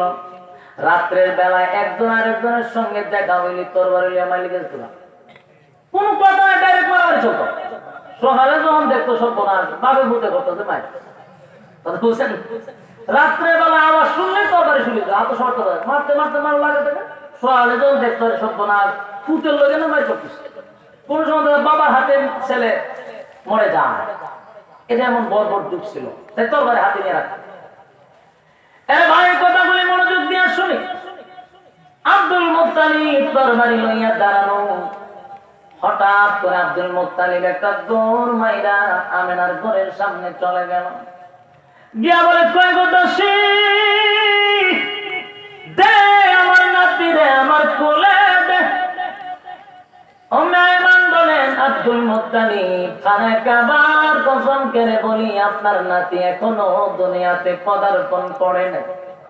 আব্দুল মুত্তালিব বলেন, না, আমি বিশ্বাস করি না। আমি এখন তাকায়া দেখেছি, খানায় কাবার সামনে দাঁড়ানো ছিলাম, আমি তাকায়া দেখি আসমানের মধ্যে অসংখ্য দরজা যেমন একটার পর একটা খোলা শুরু হয়ে গেছে। আরে কে যেন সুন্দর কাপড় পরিধান করে কতগুলি মহিলা ডাকাডাকি শুরু করেছে, কোথায় গো মরিয়ম, কোথায় গো আসিয়া, আয়া। সর্বকালের সর্বশ্রেষ্ঠ মহামানব, নবীদের সম্রাট দুনিয়াতে পদার্পণ করবে, আয় আমরা আমেনার ঘরে গিয়া খেদমতে লেগে যা। সুবহানাল্লাহ। বাকিরা বাড়ি দিয়া বলে চলছে। আব্দুল মুত্তালিব বলেন, আমি আমার নিজের চোখে দেখেছি।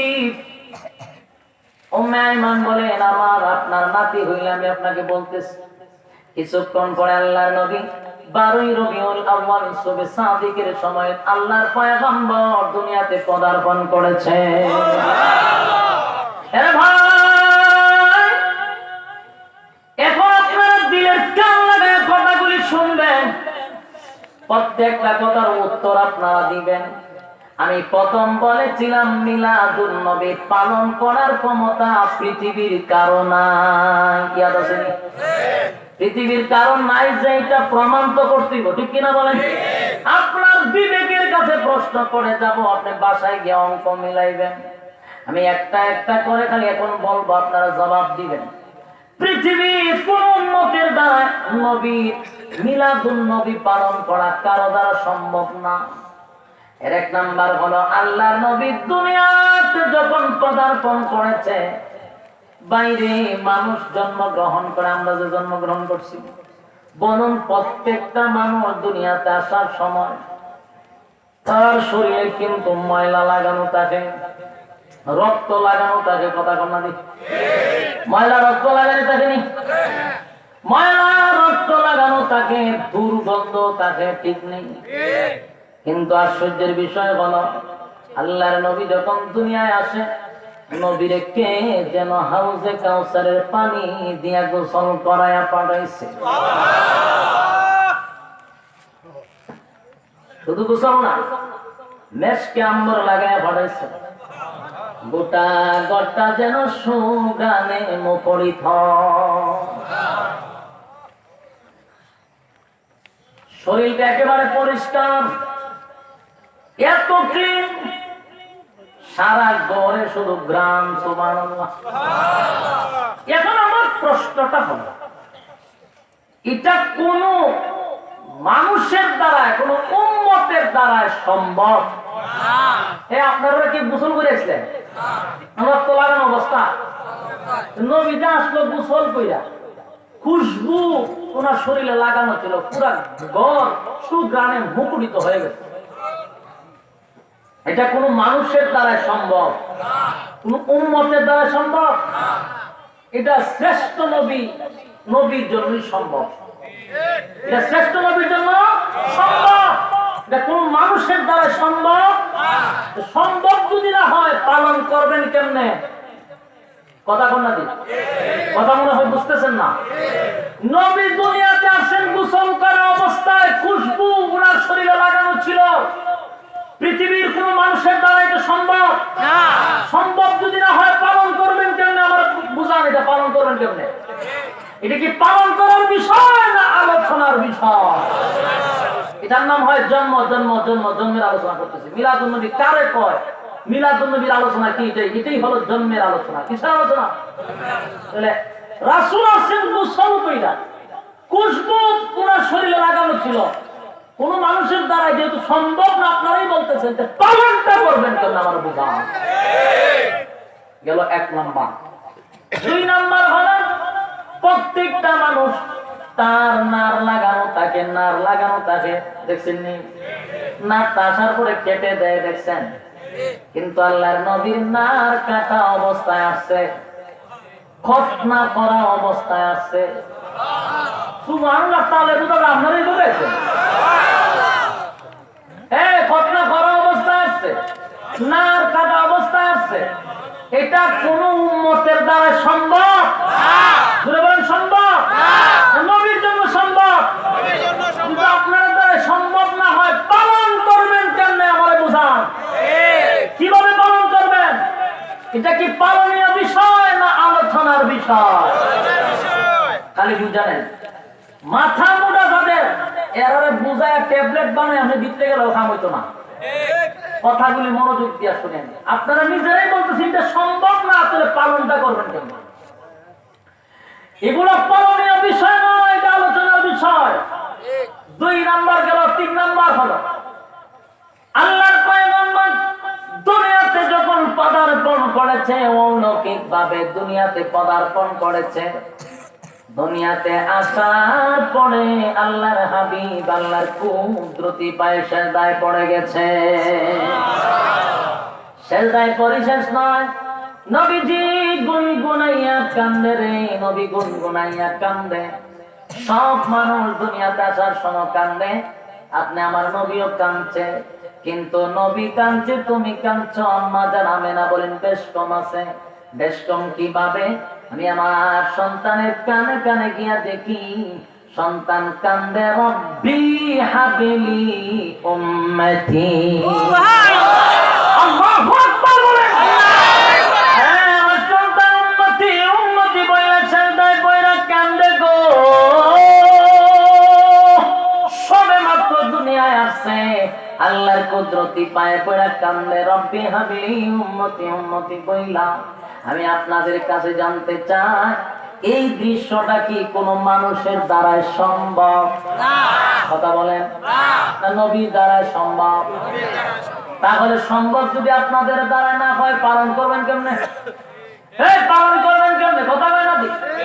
এটা কি পালনীয় বিষয় না আলোচনার বিষয়? আলোচনার বিষয়, পালন করার বিষয়টাই বুঝে না ভাইরা আমার। এবার আসুন, গেল 3টা 4টা। এবার আসুন, আল্লাহর নবী দুনিয়াতে আসার পরে সেজদায় তখন কাঁদলো উম্মতের জন্য। জানি শেষ না, কিছুক্ষণ পরে একটা গায়েবী আওয়াজ আসতেছে, মুহাম্মদ রে গায়েব করে দাও। কি করে দাও? মুহাম্মদকে গায়েব করে দাও। আম্মা জানা আমেনা চোখের পানি ছেড়ে দিয়া কান্দে আর বলে, সবে মাত্র ছেলেটা আসলো, কে রে আমার বুকটা কালি করে নিয়ে যেতে চান? আওয়াজ আসতেছে, আমেনা গো সাধারণ কোন মহামানব না, সাধারণ কোন মানব না, এটা মহামানব। সাধারণ কোন নবী না, শ্রেষ্ঠ নবী। ওনাকে কোন জিনে বুকে নিবে না, টেনশনের কোনো কারণ নাই। আল্লাহর পক্ষ থেকে আমার আছে আপনার সন্তানকে কুল কায়নাত ভ্রমণ করানোর জন্য। আরে ভাই, তোমার আর আমার নবী আসার কারণে কুল কায়নাত আল্লাহর কাছে দরখাস্ত করছে, মালিক রে, আমরা তোমার বন্ধুরে দেখতে চাইবো, বন্ধুরে দেখতে চাই। আসমান জমিন, সূর্য চন্দ্র গ্রহ নক্ষত্র নদী নালা খাল বিল কীট পতঙ্গ যা আছে সব আমার নবীরে দেখতে চায়। আল্লাহ তামাম পৃথিবী নয়, কুল কায়নাত আমার নবীরে পরিচয় করায়া দিছে।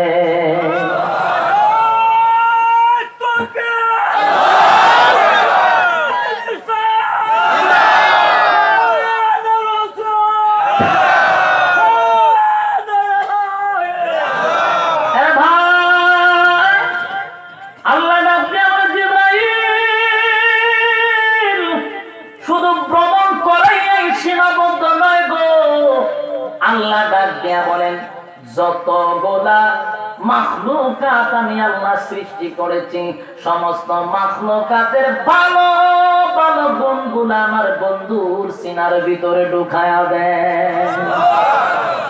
এখানে শেষ নয়, সমস্ত নবীদের, যতগুলা নবী আমি আল্লাহ দুনিয়াতে পাঠাইছি, সমস্ত নবীগণের গুণগুলা আমার বন্ধুর সিনার ভিতরে ঢুকায়া দেয়। এর ভাই, জন্মের পরে কুল কায়নাত ভ্রমণ করা কোন উম্মতের দ্বারা সম্ভব? আওয়াজ দেন, আওয়াজ দেন। কোন উম্মতের দ্বারা সম্ভব না নবীর দ্বারা সম্ভব? পালন করবেন কেমনে? এটা কি পালন করার বিষয় না আলোচনার বিষয়? তাহলে ভালো করে শুনে রাখেন, মিলাদুন নবী অর্থ হলো জন্ম, রাসূলের জন্ম আলোচনা করা যায় রে মাথা মোটা, পালন করা যায় না। আরে ভাই, এখানেই শেষ না, আরো বলবো, আরো বলবো। বলতে বলতে তো অনেক সময় পার হয়ে যাবে, এই জন্য আমি সংক্ষেপে একটা কথা বলি, শেষ করে দিই। আবু তালেব দৌড়াইয়া আসছে কোথা থেকে যেন একটা নজরের বাতি যারা দেখতে চান। আমি না, আবু তালেবকে দেখানোর জন্য আল্লাহর পয়গম্বরে নিয়ে একটা জায়গায় রেখে দিল। আবু তালেব চেহারার দিকে তাকাইয়া এক দৃষ্টিতে তাকায়া চার বলতেছে, আল্লাহর জমিনে এত সুন্দর মানুষ আমি আর কোনোদিন দেখি না। ভাই, তোমার আর আমার নবীর চেহারা এত সুন্দর করে আমার আল্লাহ বানাইছে, এত সুন্দর করে আর আল্লাহ সৃষ্টি জগতের কাউরে বানায় নাই। সুবহানাল্লাহর আওয়াজে বোঝা যায় আপনার আর ইমানের দুর্বলতা আছে, বুঝতে পারছেন? জিলাপি খাইয়া ভিতরে তো একবার ভরায় তো আছে, বিরিয়ানি খাইয়া বইরা তো রাখছেন, কি এর সুবহানাল্লাহ, জিলাপি ডেগুরে সুবহানাল্লাহ বাড়িতে গেল, সব খাসা ইমানদার। সুবহানাল্লাহর আওয়াজে বোঝা যায় আল্লাহর রাসূলের মতো সুন্দর আল্লাহর সৃষ্টি জগৎ আর নাই, বানাইছে না। এক পিস, ওয়ান পিস, এই কোম্পানিতে শুধু একটা ওয়ান পিস, এটা আমার রাসূল। সুবহানাল্লাহ আসতে না জুড়ে? সব জায়গার বক্তার ওয়াজ জুড়ে না, কথা বুঝতে পারছেন? সব জায়গার বক্তার ওয়াজ করতেও ভালো লাগে না। আমরা তো দৌড় মেরে কুমিল্লা থেকে মহালি থেকে কেটে জানেন, শ্রোতাগুলি সচেতন, কথা বুঝতে পারছেন? দুটা দিবার আগেই বুঝে কি করতে, কথা বুঝেন নাই? আর আপনারা দুটা দিয়ে ঘরে সজাগ করতে হয়। এই জন্য বক্তার সব জায়গায় সব মাঠও কিন্তু খেলোয়াড়ের খেলা ওঠে না, একবারে দিয়ে আউট, যাতে বাইরে ইয়া হুতাইলা, ঠিক কিনা? কি অবস্থা, আমরা আমরা মাঠ হইলে ওই সাইডে, শ্রোতা হইলে সব সচেতন, বুলেটের মতো। আরে ভাই, কথাগুলি শেষ করে লাই, বিরক্ত লাগতেছে, সিগন্যাল দিতেছেন, আমার ভালো সুবিধা। এবার শুনুন, আমি শেষ কথাটা বলে দেই। আল্লাহর পয়গম্বর এমন সুন্দর একটা চেহারা দিছিল, ইউসুফ নবীর চেহারা দেখলে খিদা নিবারণ হতো না। আমার নবীর চেহারার দিকে তাকাইয়া সাহাবীরা 7 দিনের কি দামি পালন করে ফেলতো। এটা তোমার আর আমার নবীর মুজিজা।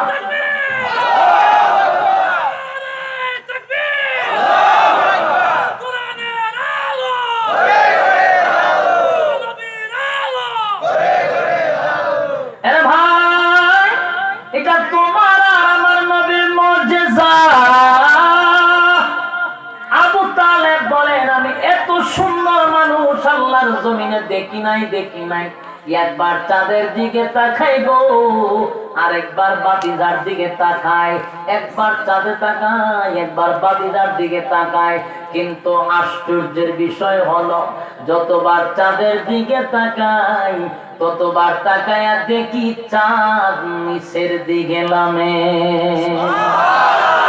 আরে ভাই, আবু তালেব বলেন, কার কাছে বলবো রে, এমন আশ্চর্যজনক ঘটনা আমি কার কাছে বলবো। ভয়ে আমি কাঁপতে শুরু করে দিলাম, বাকশক্তি হারিয়ে ফেললাম, কথা বলার মতো আমি সাহস পাচ্ছি না। চন্দ্রকালী নিচের দিকে নামে, শুধু নিচের দিকে নামে।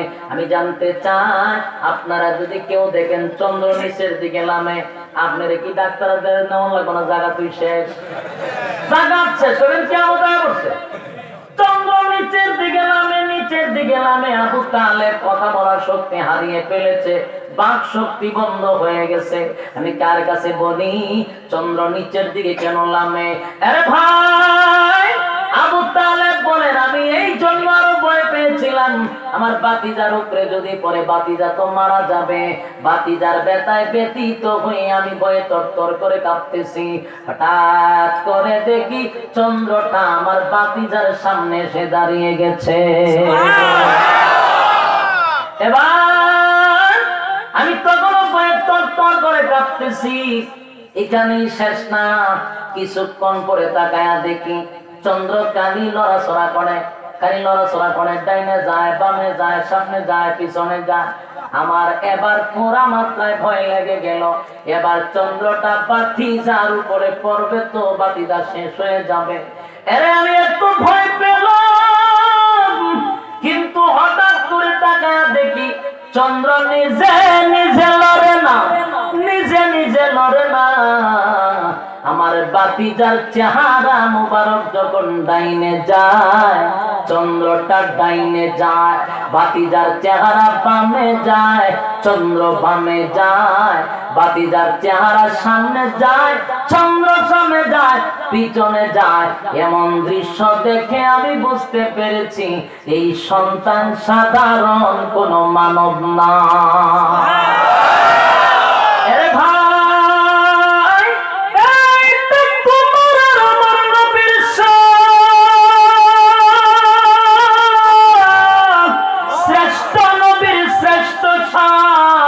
কোন নবীর ক্ষেত্রে এমন আশ্চর্য ঘটনা কেউ দেখে নাই। এটা তোমার নবী, আমার নবীর শান। আমি এবার জানতে চাই, কারো জীবনে কি এটা চন্দ্র আইসার আনন্দ দেওয়া কোন মানুষের দ্বারা সম্ভব? এই চন্দ্র কি কোন মানুষকে আনন্দ দিবে? না নবীর দ্বারা সম্ভব? তাহলে এটা পালন করবেন কেমনে? পালন করবেন কেমনে? এগুলা পালন করা যায় না রে, মাথা মোটা আলোচনা করা যায়। এই যে আলোচনা করতেছি মিলাদুন নবীর আলোচনা, প্রত্যেকটা আলোচনায় আমার আল্লাহ নফল বন্দেগীর সওয়াব দান করতেছে। সুবহান। কারণ এটা আলোচনার বিষয়, এটা পালনীয় বিষয় না। এবার আসুন, সিরাতুন নবী পালন করতে হবে, শুধু তাই না, অবশ্যই পালন করা ফরজ। মিলাদুন নবী আলোচনার বিষয়, সিরাতুন নবী পালন করা ফরজ। কথা হয় না? রাসূলের জীবনীটারে 3টা ভাগে ভাগ করছে। কয় ভাগে? উলামায়ে কেরামের জানা আছে, জিগায়েন আপনারা। 3টা ভাগে ভাগ করা হয়েছে, 3টা অধ্যায় রাসূলের জীবন।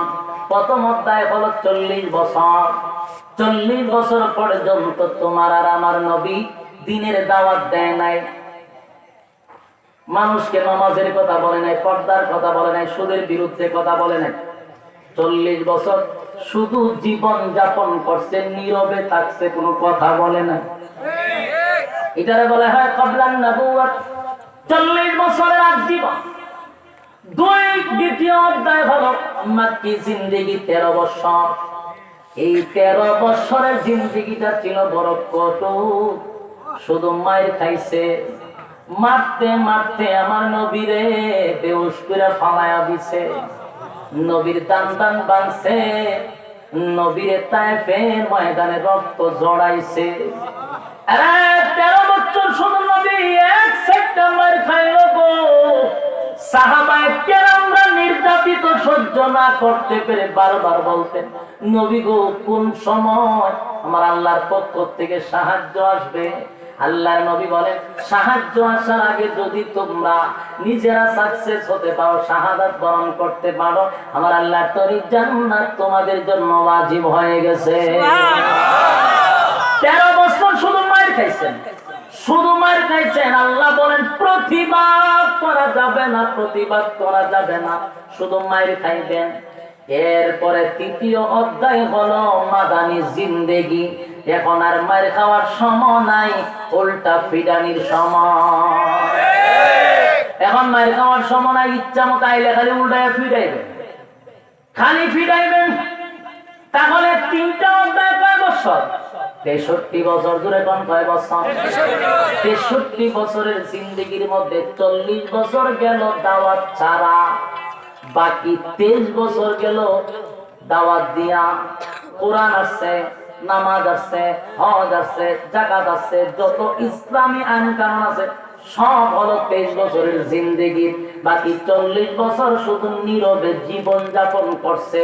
ওই যে সুবিধাবাদী জিন্দাবাদ। 40 বছরের আগ জীবন পালন করলে নামাজ নাই, রোজা নাই, হজ নাই, যাকাত নাই, সুদ মানে না, ঘুষ মানে না, যেমনে মনে চাই এমনি গাঞ্জা মাঞ্জা খাওয়া যায়, মহিলা লইয়া আনন্দ ফুর্তি করা যায়। কারণ এগুলা মিলাদুন নবীর মধ্যে ছিল না। সিরাতুন নবীত গেলে মহিলা লইয়া তেল মালিশ করার সুযোগ না। সিরাতুন নবী মানলে বন্ডামি করার সুযোগ নাই। নামাজ পড়া লাগবে, কোরআন পড়া লাগবে, কিন্তু মিলাদুন নবীত গেলে তো ইচ্ছা মতে টানুন যায়। গাঞ্জা না টানলে এরা বলে জজমা ই হয় না, গরম হয় না, জমেই না। এই জন্য তারা নফল দেয়া, নফল মানতে গিয়া ফরজ তারা ছেড়ে দেয়। মিলাদুন নবী আলোচনা করা নফল বন্দেগী, সিরাতুন নবী প্রত্যেকটা নরনারীর জন্য ফরজ ফরজ ফরজ।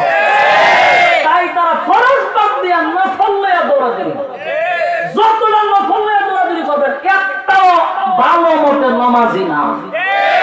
মিছিল যায়, আমি নিজে তো আমার এগুলো রেকর্ড আছে যেগুলো আমাদের এখানে খোলাফা জুম্মার নামাজ পড়ে না, আমি সরজমিনে প্রমাণ। জুম্মার নামাজ তো পড়ি না, কথা বুঝতে পারছেন? এরা হইল আশিক রাসূল।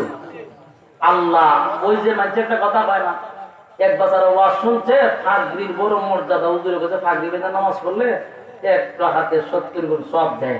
তখন নামাজে হারিয়ে দেয়, বেটা ফাগরি নাই। পরে চিন্তা হলো সব বনা সত্য ওয়াজ নিলাম, ফাগরি সারাই কেন নষ্ট করি, লঙ্গি খুললা ঠান্ডা হাগে না। বলুন ফাগরি যে বানছে এটা কি ফরজ আছে? আর যেটা ঠান্ডা করছে এটা কি আছে? ফরজ আছে।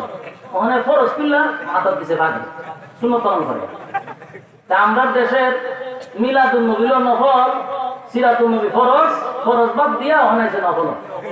ওই হে আরে এক সমান, ঠিক না?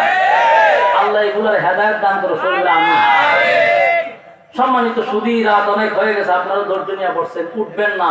প্রথমেই বলছেন মোনাজাত দিয়ে যাবেন, ইনশাআল্লাহ আমরা মোনাজাত দিব। রাজি আছেন নি? বসেন, ইনশাআল্লাহ মোনাজাত দিয়ে যাব। আমি আপনাদেরকে জানতে চাই, আপনারা আমার রাসূলকে মহব্বত করেন কিনা? ইতিমধ্যে আপনারা জানেন গোটা পৃথিবীতে রাসূলের প্রেমে সবাই পাগলের মতো রাস্তাঘাট গরম করতেছে রাসূলের পক্ষে, ঠিক কিনা? ফ্রান্সের বিরুদ্ধে, ঠিক কিনা? এরা উড়ে কা 5 মিনিট 1 ঘন্টা বলতেছে, 5 মিনিট বন্ধ না।